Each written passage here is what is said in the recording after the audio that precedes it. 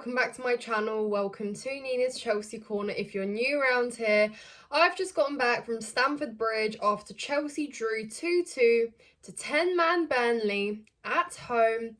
We've reached 40 points, yay, but have failed to move any further than that. Now guys, this was a game that Chelsea just had to take 3 points away. How much easier could it have been? They didn't even have a fully sold out away end. They were managerless because Company was sent off as well. 10 men at home advantage we had, and still we couldn't beat them. And not only that, but we almost got beaten, which just makes matters worse. I mean, it already feels like a loss because of how terrible that game was for Chelsea.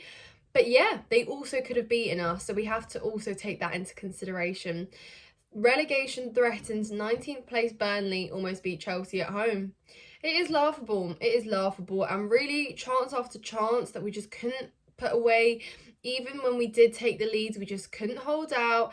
In typical fashion, second half just conceding because I don't know what talks were held at half time, but we just didn't manage to kill the game off. Cole Palmer had to obviously retain our lead again just for it to be basically levelled and thrown away. So Cole Palmer, fair enough. Fair play to you, Cole Palmer. I said this last time, but honestly, guys, where would Chelsea be without Cole Palmer? I don't even just mean position-wise. I mean, where would we be without Cole Palmer? What a signing, what a player. He can absolutely hold his head high because he's been so crucial to everything. Easily could have had a couple of assists today as well, but for some reason we just felt like we had to walk the ball at the back of the net every single time, and it was at times like a hot potato in and around their box. And the worst part is that Burnley didn't even sit back on us. They played football. They still were threatening us, even at 10 men down. And the fact is that they didn't have 10 men for 20 minutes or 30. It was more than a half. And just to think that we were still threatened on our end of the pitch is ridiculous. And that's what we've taught opposition this season, last season, that they can come to Stamford Bridge and they can have a game. You know, they can score, they can exploit our defence, they can have chances, because we know we won't finish them on our end. So yeah, we gift opposition goals, opportunities, and yeah, a couple good goals, but still doesn't take away of how poor we were defensively. And it's becoming a common pattern now. We've conceded 2 goals in our last 5 games. So while we are scoring more, we are also conceding more, and our goal difference will tell you that as well. It's just not great. It's not a great look. And yeah, I just thought in terms of players lineup, it seemed pretty good. I didn't really have a problem with it. Mudryk has been fighting for a place in the starting lineup. Obviously, fans were particularly disappointed with Raheem Sterling, so Pochettino picked up on that and he let Mudryk have a start. Great, but I do think he struggled in that game. I think he was good. He had like bright moments, but again, that final decision just dispossessed too easily, perhaps lacking with the finishing as well. And I just think that Mudryk is still so hot and cold, you just don't know what you're going to get with him. So again, it's worrying. I know he's obviously going to grow. I'm an advocate for him to develop, get better and get game time. You know, he's shown that he deserves it, but when it comes to the Premier League, it seems that he lacks that kind of end product. He lacks clinical finishing, he lacks decision making. At times we saw that, you know, he had a great trick or flick up his sleeve, you know, he can bypass a player, but then it gets to that final decision and he's not too sure what to do with the ball. And I think that Cucurella didn't really help him on that left-hand side, particularly in the first half. I thought that they misunderstood each other quite a bit, and it was very obvious because on the right-hand side, Gusto, Palmer, Jackson were linking up very, very well. But it just seemed on the left side with Mudryk and Cucurella, it wasn't working in the same way, and I think that really did hold us back a little bit. But yeah, and you know, Burnley did defend well, so they didn't even still make it easy for us to be able to break through, but they did not sit back on us. So I can't explain why we didn't finish more chances than we did.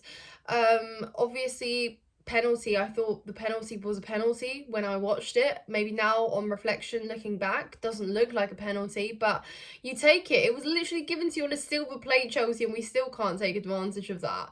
Brilliant penalty, yes, by Cole Palmer, but what did we even do with it? We look back on it now and it's not even like we can enjoy it that much.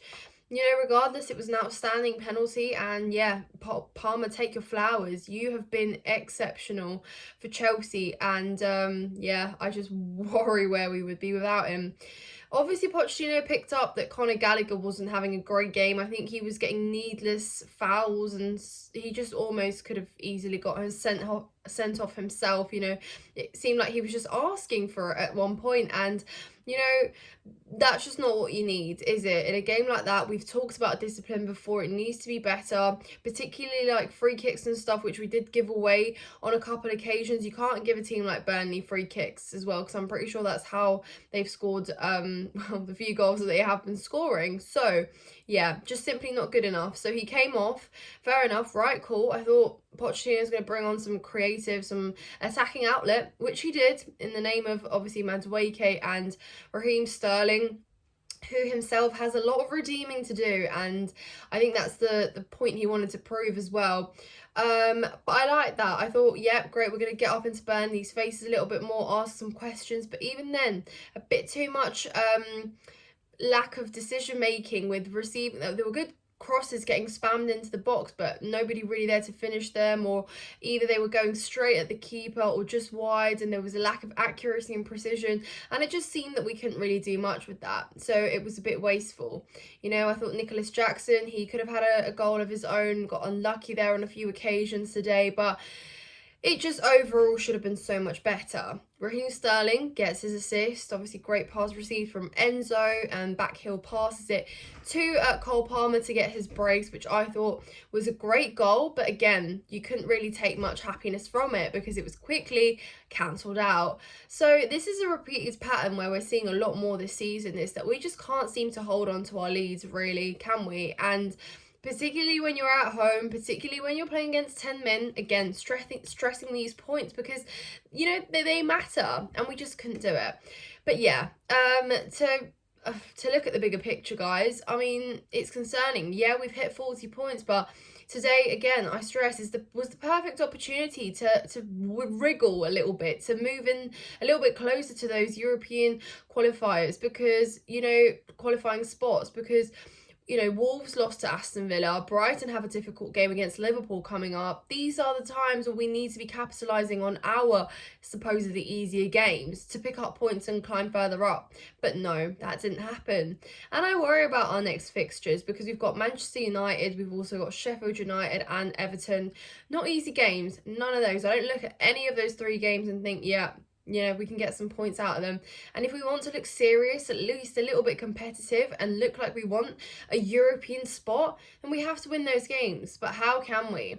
But then I almost think there's a pattern with Chelsea. When it's easy, we never manage. But when it's difficult and it's hard and we play against the tougher teams, somehow we come through. Like, where is the logic?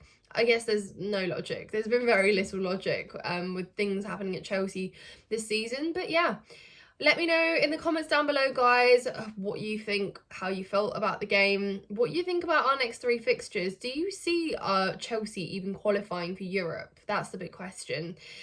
But yeah, guys, if you've enjoyed this video and you haven't subscribed to my channel, please do so. Make sure you hit the like button as well. Comment your thoughts down below with your thoughts, everything like that. And yeah, thank you so much for watching.